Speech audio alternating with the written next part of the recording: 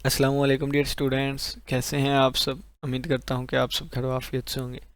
तो कल के दिन हमने book introduction to topology by Colin Adams and Robert Franzosa, इनकी बुक से चैप्टर नंबर 1 को स्टार्ट किया था। तो कल के दिन हमारा लेक्चर नंबर 1 था, जिसमें हमने देखा कि टोपोलॉजिकल स्पेसिस क्या होती है।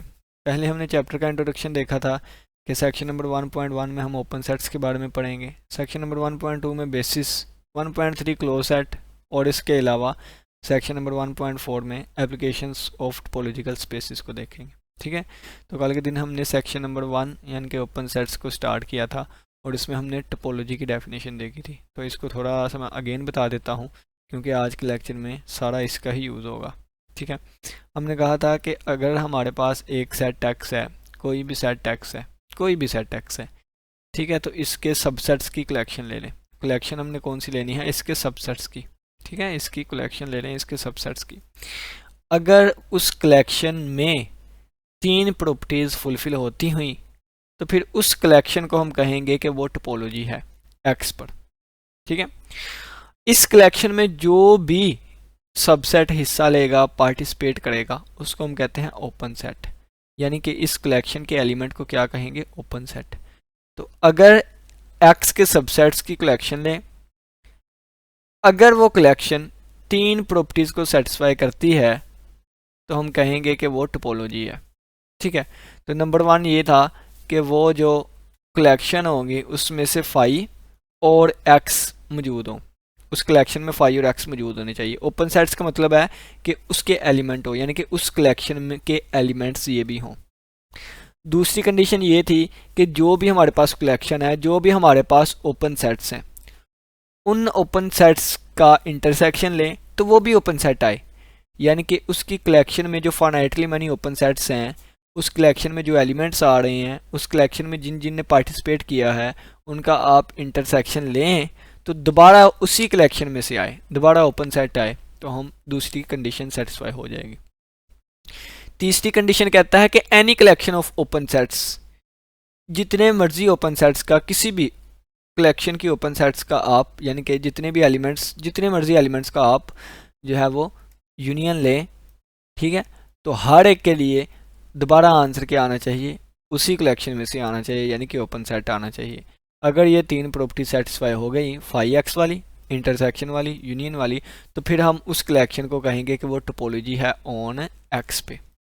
टोपोलॉजिकल स्पेस की हमने बात की थी। टोपोलॉजिकल चीज जो स्पेस है ना, 2 चीज़ों से मिलकर बनती है, एक एक्स पर सेट पर और एक टा, यानी कि ये टोपोलॉजी जो कि एक्स पर डिफाइन की गई है, इसको एक ऑर्डर्ड पेयर में बंद कर दें तो ये हमारे पास एक टोपोलॉजिकल स्पेस बन जाएगी। ठीक है, ये सारी चीज़ें हमने कल के लेक्चर में डिस्कस की और इन्हीं 3 प्रॉपर्टीज़ को इन इन इस तरह, यानी कि इस तरह ये सेंटेंस में लिख दी गई है, इसको पढ़ लीजिएगा। बहुत ही सादा सिंपल अल्फाज में लिखा गया है। ये सारा हमने कल के लेक्चर में डिटेल से डिस्कस किया था। आगे हमारे पास आ गया इंपॉर्टेंट नोट, ये वही बात कि टोपोलॉजिकल स्पेस को ऑर्डर पेयर में लिखते हैं। ठीक है, नेक्स्ट हमारे पास आ गया जो कि हमने कल के लेक्चर में डिस्कस किया था, एग्जाम्पल नंबर 1। तो वहाँ पे एग्जाम्पल नंबर 1 देख लीजिएगा। आज हम एग्जाम्पल नंबर 2 से स्टार्ट करेंगे। ठीक हो गया। एग्जाम्पल नंबर 2 में कहता है कि let X be a non empty set, X हमारे पास खाली सेट ना हो। तो ये हमने कह दिया let X be a non empty set. कहता है डिफाइन, कहता है एक हमारे पास ये वाली टोपोलॉजी आएगी, यानी कि एक हमने टा जो है ये एक कलेक्शन ले ली एक्स के सबसेट की। ठीक है, ये वाली एक कलेक्शन ले ली। कहता है नोटिस डैट, अगर हम थोड़ा सा नोटिस करें, satisfy all 3 of conditions for being a topology. कहता है कि हमने नोटिस किया है कि ये जो चीज़ है ना, ये टोपोलॉजी की तीन कंडीशन को फुलफिल करेगी। पहली कंडीशन क्या थी? फाई और एक्स होने चाहिए। तो ये देखिए पहली कंडीशन फाई और एक्स होने चाहिए, इसमें फाई भी मौजूद है, एक्स भी मौजूद है, पहली कंडीशन सेटिस्फाई। दूसरी क्या थे? दूसरी ये थी कि अगर हम इनका इंटरसेक्शन लें तो दोबारा इसी में से आए, तो इन दोनों का इंटरसेक्शन लेंगे तो क्या आएगा? फाई और एक्स का इंटरसेक्शन जो है वो फाई आएगा, तो दोबारा फाई इसमें से मौजूद है। हाँ, दूसरी कंडीशन भी सेटिस्फाई हो गई। तीसरी कंडीशन की बात करें तो तीसरी कंडीशन ये थी कि अगर हम इनका यूनियन लेंगे तो वो भी इसी कलेक्शन में से आए, तो यूनियन भी दोबारा एक्स आएगा, एक्स बड़ा सेट है ना, तो एक्स ही आएगा, तो वो भी इसी कलेक्शन में मौजूद है, तो तीसरी प्रॉपर्टी भी सेटिस्फाई हो गई। 10 तो हमें यहाँ से पता चला कि ये भी एक टोपोलॉजी है, ठीक है, और ये सबसे मिनिमम टोपोलॉजी होती है, यानी कि सबसे छोटी टोपोलॉजी, ठीक है। We can define on X, जो कि हम एक्स पे डिफाइन करवा सकते हैं, ठीक है। तो इसको हम ट्रिवियल टोपोलॉजी का नाम देते हैं, ट्रिवियल टोपोलॉजी ऑन एक्स। ये ऑब्वियस सी एक बात है, ऑब्वियस सी एक रीज़न है कि हमारे पास ये एक ट्रिवियल टोपोलॉजी होगी। इसको नाम क्या देंगे, ट्रिवियल टोपोलॉजी है, और ये सबसे मिनिमम टोपोलॉजी होती है, ठीक हो गया। चलिए जी, आज आगे हम डिस्कस करते हैं नेक्स्ट एग्जाम्पल को। नेक्स्ट एग्जाम्पल हमारे पास आ गया एग्जाम्पल नंबर 1.3। ये भी कहता है कि X be a non empty set. तो चलिए जी, नॉन एम्प्टी सेट ले लिया कोई भी एक्स। कहता है एंड लेट टा B the collection of all subsets of x. देखें, फ़र्ज़ किया मैं यहाँ पे एग्जाम्पल के तौर पे ले लेता हूँ एक एक्स सेट जिसमें मैं 3 एलिमेंट्स ले लेता हूँ 1, 2 और 3। अगर मैं इसकी ट्रिवियल टोपोलॉजी लिखना चाहूँ तो कौन सी होगी, उसको मैं टा 1 का नाम दे देता हूँ, और इसमें हमारे पास खाली सेट आएगा और एक्स आएगा, ठीक है।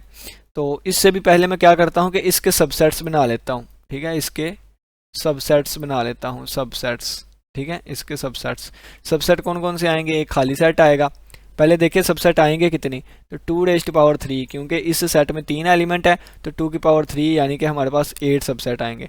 तो पहला सबसेट खाली सेट होगा, फिर आएगा हमारे पास 1 का सिंगलटन सेट, 2 का सिंगलटन सेट, 3 का सिंगलटन सेट, ठीक है। फिर 2 वाले आएंगे हमारे पास जिसमें आ जाएगा 1, 2, ठीक है, जिसमें आ जाएगा हमारे पास 1, 3, जिसमें आ जाएगा हमारे पास 2, 3, और जिसमें हमारे पास आ जाएगा एक्स पूरा सेट यानी कि 1, 2, 3, ठीक है। ये हमारे पास आ जाएंगे इसके सबसेट, 8 सबसेट आ गए। अब इन सबसेट्स को यूज़ करते हुए जितने मर्जी यूज़ करें, हमने टोपोलॉजीज़ बनानी होती हैं, ठीक है।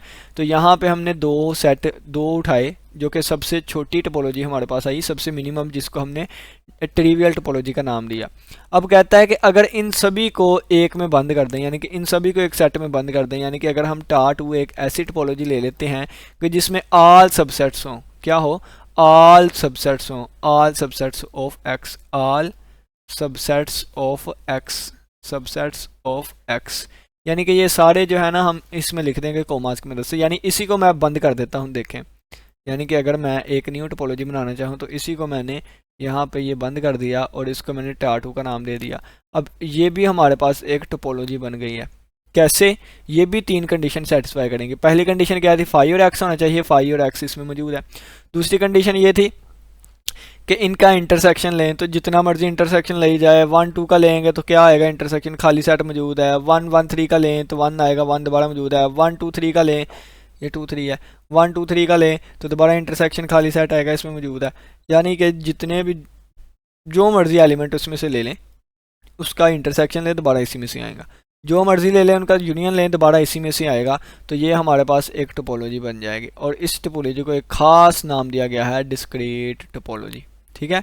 तो clear this is a topology, कहता है साफ तौर पर ये एक टोपोलॉजी होगी। Since unions and intersection of subset of x, x के सबसेट्स का यूनियन ले या इंटरसेक्शन ले लें तो them selves subsets of x, वो भी एक्स के ही सबसेट आएंगे, ठीक है।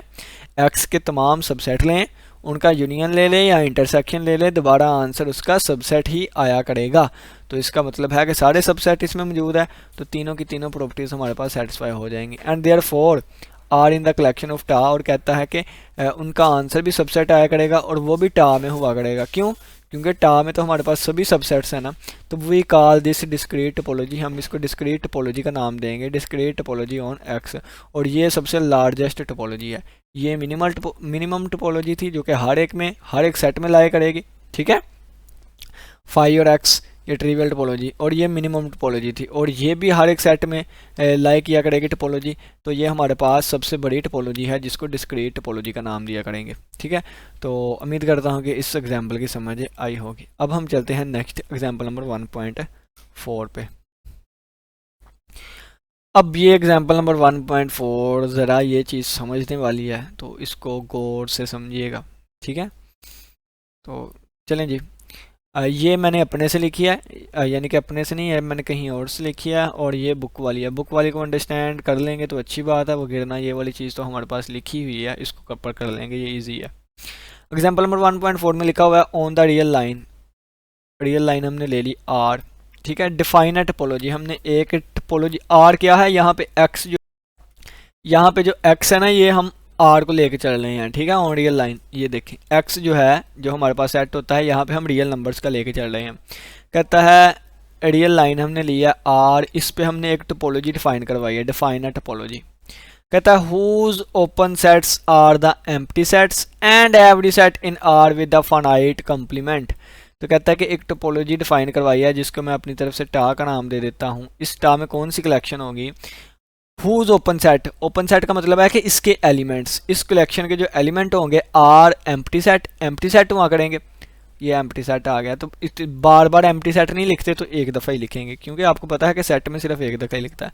कहता है and every set in are, और आर में मौजूद हर एक सेट, यानी कि हम फर्ज किया यहाँ पे ए का नाम दे देते हैं, और ए जो है वो क्या है, एवरी सेट इन आर। ये आर यानी कि एक्स कह लें या आर कह लें, तो रियल नंबर्स का एवरी सेट यानी कि उसका ही सबसेट होगा ना, विद अ फाइनाइट कंप्लीमेंट।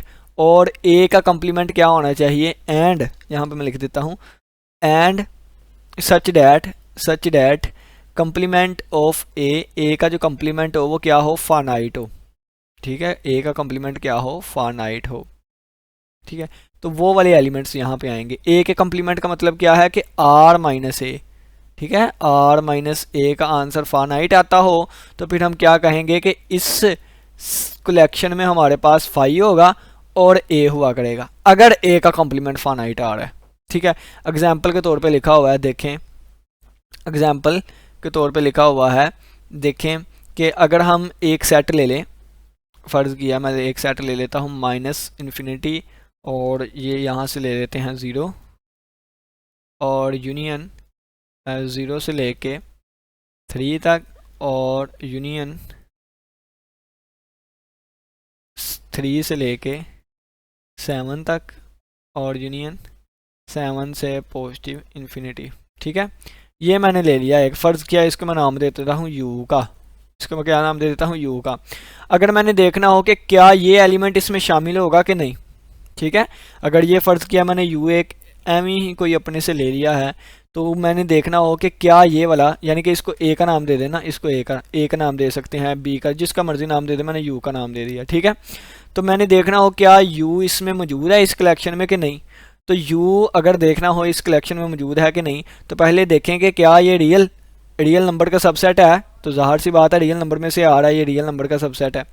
फिर मैं इसका कंप्लीमेंट लूँगा, तो u का कंप्लीमेंट क्या होगा, u का कंप्लीमेंट होगा, देखें मैं यहाँ पे लेने लगा हूँ कंप्लीमेंट, आपको यहाँ से अच्छे तरीके से समझ आएगी। ठीक है, तो अगर मैंने देखना हो कि ये इसमें मौजूद है कि नहीं, इस चीज़ का कंप्लीमेंट ले लें। पहले ये चीज़ मैं ड्रा कर लेता हूँ रियल लाइन पे, तो ये माइनस इन्फिनिटी होती है रियल लाइन पे, ये प्लस इन्फिनिटी होती है रियल लाइन पे। ठीक है, और ये देखें ये माइनस इन्फिनिटी से लेके 0 तक, यानी कि यहाँ से लेके यहाँ तक चीज़ शामिल होगी, ये 0 शामिल नहीं होगा। ठीक है, मैं यहाँ पे बना लेता हूँ, यहाँ पे कहीं 0 लिखा होगा, यहाँ पे कहीं 3 लिखा होगा, यहाँ पे कहीं 7 लिखा होगा। तो इसका मतलब क्या है, माइनस इन्फिनिटी से 0 तक, माइनस इन्फिनिटी से लेके 0 तक, और 0 नहीं शामिल, और फिर 0 का ना शामिल करते हुए 3 तक, और 3 नहीं शामिल। ठीक है, और फिर 3 से लेके 7 तक, और 3 और 7 नहीं शामिल। ठीक है, और फिर हमने चलना है 7 से लेके पॉजिटिव इन्फिनिटी तक, और ये चीज़ नहीं शामिल। अगर हम इसका कंप्लीमेंट लेना चाहें, तो कंप्लीमेंट का मतलब होता है वो एलिमेंट जो कि इसमें नहीं है। ठीक है, यानी कि अब रियल नंबर के वो जो एलिमेंट्स बचते हैं वो इसका कंप्लीमेंट होगा, तो ये वाली चीज़ एक आ जाएगी, एक 0 आ जाएगा, क्योंकि 0 यहाँ पे नहीं शामिल था, बाकी सारे एलिमेंट तो शामिल है ना, ये वाली चीज़ें शामिल है। क्या क्या चीज़ नहीं शामिल, वो कंप्लीमेंट में आ जाएगा। एक हमारे पास आ जाएगा 0, एक आ जाएगा हमारे पास 3, और एक आ जाएगा हमारे पास 7, यानी कि ये वाला आ जाएगा। तो इसका कंप्लीमेंट क्या आ गया, रियल नंबर में से, रियल में से ये वाले एलिमेंट निकाल दें, तो बाकी सिर्फ और सिर्फ हमारे पास 0, 3 और 7 बचते हैं। तो यानी कि u का कंप्लीमेंट जो हमारे पास आया, u का कंप्लीमेंट जो हमारे पास आ गया, u का जो कंप्लीमेंट हमारे पास आया वो क्या आया है, एक फाइनाइट आ गया है। तो इसका मतलब है कि u इसमें से बिलोंग करेगा, इसका मतलब क्या है, यू इसमें से बिलोंग करेगा। बिल्कुल यही चीज़ उन्होंने इस तरह लिखी हुई है कि ये हमारे पास एक ओपन सेट होगा। मतलब क्या है इसका, तो देखें ये जो मैंने इतनी बड़ी चीज़ लिखी, मैं कलर चेंज करके बताता हूँ आप लोग को अच्छे से समझ आ सके। दोबारा यहाँ पे कंफ्यूज ना हो जाइएगा, मुझे पक्का पता है कि मैं अपनी तरफ से ठीक बता रहा हूँ। आप देखें कि ये वाली जो चीज़ है, ये वाली चीज़, इस चीज़ को मैं ये भी लिख सकता हूँ, इस चीज़ को मैं ये भी लिख सकता हूँ। क्या? इस चीज़ को मैं ये भी लिख सकता हूँ, ये वाली चीज़।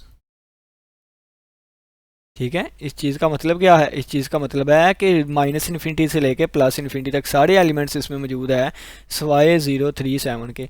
इस चीज़ को ऐसे लिख लें या ऐसे लिख लें। ठीक है, तो ये वाली चीज़ यानी कि हमने यहाँ से क्या साबित कर दिया कि u का कम्प्लीमेंट फानाइट आता है। u का कम्प्लीमेंट क्या आता है? फानाइट आता है। इसका मतलब u ओपन सेट है, तो u को ऐसे भी लिखा जा सकता है, ये u था ना जिसका मैंने कम्प्लीमेंट लिया, और u को ऐसे भी लिखा जा सकता है। तो बुक वालों ने u को इस तरह लिखा हुआ है, मैंने इसको इस फॉर्म में लिख दिया था। मैंने इसको, दोनों का मतलब एक ही है। ठीक है, दोनों का मतलब एक ही है, 0 से 3 और यूनियन 3 से पॉजिटिव 3 से 7 और यूनियन 7 से प्लस इन्फिनिटी। इसका जब मैंने कम्प्लीमेंट लिया तो ये एक फानाइट आया, यानी कि 037 आया। तो इसका मतलब क्या है कि ये फिर ओपन सेट होगा। क्यों? क्योंकि कम्प्लीमेंट फानाइट आ रहा है। सही है, तो इस तरह हम इसको लिखेंगे अगर हमने सेट बिल्डर फॉर्म के लिखना हो, फॉर्म में लिखना हो। कहता है वी कॉल दिस टोपोलॉजी, इस टोपोलॉजी को एक खास नाम देंगे। क्या? Finite complement topology. ठीक है, इसको कोफानाइट भी कहते हैं या आप फानाइट कम्प्लीमेंट टोपोलॉजी कह सकते हैं ऑन आर, और इसको हम आर एफ सी इस तरह डिनोट करेंगे। ठीक है, R F C finite complement topology. और इसको कोफानाइट टोपोलॉजी भी कहते हैं, को काउंटेबल टोपोलॉजी भी कहते हैं। और इसकी दूसरी डेफिनेशन ये है कि let X be a non empty set, X जो है वो नॉन एम्प्टी सेट हो, टा एक कलेक्शन हो सबसेट्स की, यानी कि टोपोलॉजी हो, टोपोलॉजी जिसको हमने बनाना है या चेक करना है, एक कलेक्शन हो सबसेट्स की of x such that T consisting, T में कौन कौन सी चीज़ें कंसिस्ट करे, एक एम्प्टी सेट, तो ये देखिए एम्प्टी सेट आ गया इसमें, और एक्स इटसेल्फ भी आए, इसमें एक्स खुद ब खुद भी आना चाहिए। ठीक है ना, ये भी एक कंडीशन लगा लें। एंड ऑल अदर सबसेट्स, और दूसरे तमाम सबसेट आए, ये देखें ए सबसेट आर का, दूसरे तमाम सबसेट आए जिनका कॉम्प्लीमेंट फानाइट हो। तो u को हमने चेक करना था, u का कॉम्प्लीमेंट फानाइट आ गया है, तो इसका मतलब क्या है कि u ओपन सेट होगा, यानी कि उसमें मौजूद होगा। Then t is called t is a topology on x, t जो है वो x पर टोपोलॉजी होगी, तीनों कंडीशन को सेटिस्फाई करेंगी। एंड कॉल्ड कोफानाइट टोपोलॉजी, और इसको कोफानाइट टोपोलॉजी कहते हैं। उम्मीद करता हूँ कि समझ आई होगी। दोबारा सुन लें, खाली सेट हो, x सेट खुद हो, और ऐसे तमाम सेट मौजूद हो जिनका कम्प्लीमेंट क्या आता है? फानाइट आता है। अगर हमने u को चेक करना है तो u का कम्प्लीमेंट लिया, फानाइट आ गया, इसका मतलब u वहाँ पे मौजूद है। और u को लिखने का दूसरा अंदाज ये है जो कि बुक वालों ने लिखा है, तो ये भी उन्होंने देख लिखा है कि ओपन सेट है। क्यों? क्योंकि इसका कम्प्लीमेंट जो है वो फानाइट आ रहा है। आगे चलते हैं हम, आगे ये देखें, वो कहता है let us check that R F C is a topology. Check करना है अब हमने कि ये हमारे पास क्या है, एक टोपोलॉजी है। कहता है the empty set is an open set, empty set जो है वो ओपन सेट होगा। हमने वहाँ पे शुरू पे ही कंडीशन लगा दी कि इसमें खाली सेट मौजूद हो। ठीक हो गया। अब यानी कि हमने पहले क्या कह दिया था, पहली कंडीशन में ही कह दिया था कि वहाँ पे एम्प्टी सेट मौजूद हो। ठीक है, तो यानी कि दोबारा अगर मैं यहाँ पे लिख दूँ वही चीज़ है, तो हमारे पास क्या आ जाएगा, हमारे पास टा एक टोपोलॉजी आ जाएगी जिसमें हमारे पास आर एफ सी का नाम देते हैं ना उसको, फानाइट कम्प्लीमेंट टोपोलॉजी। ठीक है, किसके इक्वल थी? जिसमें फाई हो, हमारे पास एक्स हो, एक्स ना भी लिखें तो हम इस तरह कह लेंगे कि A is a subset of, proper subset कह लें, ऑफ आर सच डैट के ए का कम्प्लीमेंट क्या आए? फानाइट आए। ए का कम्प्लीमेंट क्या है? फानाइट है। ठीक है ना, मैंने इस तरह इसको लिख दिया है। तो देखें पहली कंडीशन अब मैं चेक करने लगा हूँ। पहली कंडीशन क्या होती है? इसमें फाई और एक्स मौजूद हो। तो देखें the empty set is an open set, empty set तो इसमें मौजूद होगा, तो ये खाली सेट तो आ गया। अब बात रह गई एक्स की। ठीक है, पहली कंडीशन ये होती है ना, फाई और एक्स हो, फाई का तो क्लियर हो गया, एक्स की बात करने लगे हैं। जब हम यहाँ पे एक्स किसको लेके चल रहे हैं? आर रियल नंबर को, टोटल रियल नंबर को। जब हम रियल नंबर का कम्प्लीमेंट लेंगे तो रियल नंबर का कम्प्लीमेंट क्या आएगा? रियल नंबर को कम्प्लीमेंट आएगा real number minus real number, यानी कि इनमें सभी कॉमन चीज़ें हैं तो बाकी खाली सेट बचेगा। रियल नंबर का कम्प्लीमेंट खाली सेट, तो इसका मतलब क्या है? खाली सेट यहाँ पे मौजूद है, यानी कि आर का कम्प्लीमेंट फानाइट आ गया है। तो इसका मतलब क्या है कि ये इसमें लाए करेगा, यानी कि एक्स सेट या जिसे आर सेट का नाम दे दिया है ये भी इसमें लाए करेगा। क्यों लाए करेगा? क्योंकि इसका कम्प्लीमेंट जो है वो फानाइट आ रहा है। ठीक हो गया। तो ये हमारे पास कंडीशन ट्रू हो गई। दूसरी की बात करते हैं। दूसरी में वो पहले क्वेश्चन पूछ लेता है, एक क्वेश्चन वो पूछ लेता है, are intersection of finitely many open sets are open. कहता है कि intersection of finitely many open sets, कहता है फाइनाइटली मैनी ओपन सेट्स का जब फाइनाइटली मैनी ओपन सेट्स का जब हम इंटरसेक्शन लेते हैं तो क्या वो ओपन आता है। ठीक है, यही कंडीशन है ना दूसरी। मतलब क्या दूसरी कंडीशन ये थी कि फाइनाइटली मैनी ओपन सेट्स का जब हम इंटरसेक्शन लें तो वो भी ओपन सेट आए। तो वो यहाँ पे इस टोपोलॉजी के तहत क्वेश्चन पूछता है कि मैनी ओपन, अगर तो आता है तो फिर इसका मतलब कि सेकंड कंडीशन ट्रू होगी, क्योंकि सेकंड कंडीशन ही यही है। और अगर नहीं आता तो फिर सेकंड कंडीशन फॉल्स हो जाएगी। ठीक है, वो कहता है assume we have a finite collection. कहता है एज्यूम कर लिया है कि हमने एक फाइनाइट कलेक्शन ले लिया, यानी कि एलिमेंट्स ले लिए हैं u1 से लेके un तक। कहता है ऑफ ओपन सेट, जो कि इसके ही इस कलेक्शन में ही मौजूद है। कहता है if any one of them is empty, अगर उन सभी में से कोई एक खाली हो गया, क्योंकि इसमें खाली सेट भी तो मौजूद है ना। कहता है then the intersection is empty, तो फिर इंटरसेक्शन उनका अगर फाइनाइटली कलेक्शंस हो और उनमें एक ही सेट एम्प्टी हो जाए ना, तो इंटरसेक्शन क्या आ जाएगा, एम्प्टी आ जाएगा। ठीक है, इंटरसेक्शन में सबसे छोटा सेट आता होता है, पता ना आपको। And therefore is an open set, कहता है खाली सेट उसमें पहले से मौजूद है, इस वजह से वो भी ओपन सेट हो जाएगा। अब हम वो कलेक्शन लेने लगे हैं जिसमें कोई भी एम्प्टी ना हो। दस assume that each U I is non empty, अब हमने अज्यूम कर लिया है कि कोई भी कलेक्शन एम्प्टी नहीं है। Each U I has a finite complement, और हम क्या कह रहे हैं यहाँ पे, अज्यूम किया था हमने एक फाइनाइट कलेक्शन को जो कि इसमें मौजूद है, यानी कि इसके एलिमेंट्स का ही हमने यूनियन देखना है ना, और इंटरसेक्शन। तो इसमें मौजूद है, तो इसमें मौजूद कौन सी चीज़ें हैं जिनका कॉम्प्लीमेंट फाइनाइट है। तो कहता है कि अगर हमने वो अज्यूम किए हैं, वो एलिमेंट्स इसमें से अब ले लिए हैं जो कि नॉन एम्प्टी हैं, ठीक है, U I is non empty, then उनके फाइनाइट कम्प्लीमेंट होंगे। क्यों? क्योंकि हम इसी के एलिमेंट्स को चेक करना चाह रहे हैं ना, इसी के अंदर में से। देखें, मैं दोबारा यहाँ पे एक छोटी सी एग्जांपल दे देता हूँ। ये 1 2 3 मैंने लिया है, ठीक है। इसके ऊपर मैंने एक टार डिफाइन करवा दिया, कौन सी, एक मैंने 5 ले लिया है, मैंने x ले लिया है, मैंने एक 1 ले लिया है, मैंने एक 2 ले लिया है, और मैंने एक 1 2 ले लिया है। अब पहली कंडीशन तो इसमें सेटिस्फाई हो गई, 5 और x मौजूद है। अब दूसरी कंडीशन अगर मैंने चेक करनी है तो मैं इन्हीं एलिमेंट्स का फाइनाइटली, यानी कि इन्हीं एलिमेंट्स का इंटरसेक्शन देखूंगा ना, और इन्हीं एलिमेंट्स का यूनियन देखूंगा ना। तो बिल्कुल इसी तरह कह रहा है कि अगर मैं यूनियन और इंटरसेक्शन देखूंगा तो इन्हीं में से देखूंगा ना, ठीक है। तो अगर इन्हीं में से देखूंगा तो इसमें कौन सी एलिमेंट है, इसमें वो एलिमेंट है जिनका कॉम्प्लीमेंट फाइनाइट है। तो यहाँ पे कह रहा है कि that assume that each is non empty, each U I has finite complement, क्योंकि इसी के एलिमेंट्स हम देख रहे हैं, चेक कर रहे हैं, ठीक है। कहता है देयरफॉर u1 जो होगा वो r माइनस एफ होगा, u2 होगा r माइनस एफ टू होगा, un होगा, so on r minus F होगा। ये कैसे लिखा है, जैसे उसने पीछे इस तरह लिखा था, u is equal to r minus 2 3, यानी कि जिस तरह इस तरह लिखा था, ठीक है, इस तरह लिखा था, ठीक है, यानी कि पीछे इस तरह एग्जांपल लिखी थी ना। तो ये वाली चीज़ फाइनाइट है, यानी कि इसका कॉम्प्लीमेंट फाइनाइट होगा। इसका कॉम्प्लीमेंट क्या होगा, ये वाली चीज़ माइनस आर, ये वाला होगा ना। तो ये फ़र्ज़ किया, ये इससे कट गया, तो बाकी ये वाली चीज़ बचेगी ना इसमें, यानी कि इसके कॉम्प्लीमेंट का आंसर फिर ये आया करेगा, ठीक है। ये वाला आंसर आना था कॉम्प्लीमेंट का फाइनाइट। बिल्कुल इसी तरह इस चीज़ को उसने इस तरह लिखा है, एक मिनट में बताता हूँ। अगर वो कहता है कि इस कलेक्शन में ये वाले एलिमेंट्स होंगे, इसका कॉम्प्लीमेंट क्या आएगा, u1 का कॉम्प्लीमेंट ये आएगा, u2 का कॉम्प्लीमेंट क्या आएगा, ये वाला आएगा, u3 का कॉम्प्लीमेंट ये आएगा, यानी कि ये फाइनाइट कॉम्प्लीमेंट है, ये भी फाइनाइट कॉम्प्लीमेंट है, ये भी फाइनाइट कॉम्प्लीमेंट है, ठीक हो गया। तो कहता है ये वाले एलिमेंट्स हैं उसमें। कहता है where F I is finite set, ये फाइनाइट सेट है, ये फाइनाइट सेट है, ये फाइनाइट सेट है। जब इसका कॉम्प्लीमेंट लेंगे आर खत्म हो जाएगा, सिर्फ और सिर्फ ये रहेगा। जब इसका कॉम्प्लीमेंट लेंगे आर खत्म हो जाएगा ये, और ये फाइनाइट सेट है, यानी कि ये उसी के एलिमेंट है। नाउ कहता है कि अब इंटरसेक्शन जब लेंगे हम यू आई का तो क्या बन जाएगा, आर सभी में आर है, आर माइनस इनका कॉम्प्लीमेंट बन जाएगा, और फाइनाइट वालों का जो कॉम्प्लीमेंट है वो भी फाइनाइट ही आता होता है, ठीक है। फाइनाइट कॉम्प्लीमेंट वालों का जो इंटरसेक्शन लेंगे वो भी फाइनाइट ही आएगा।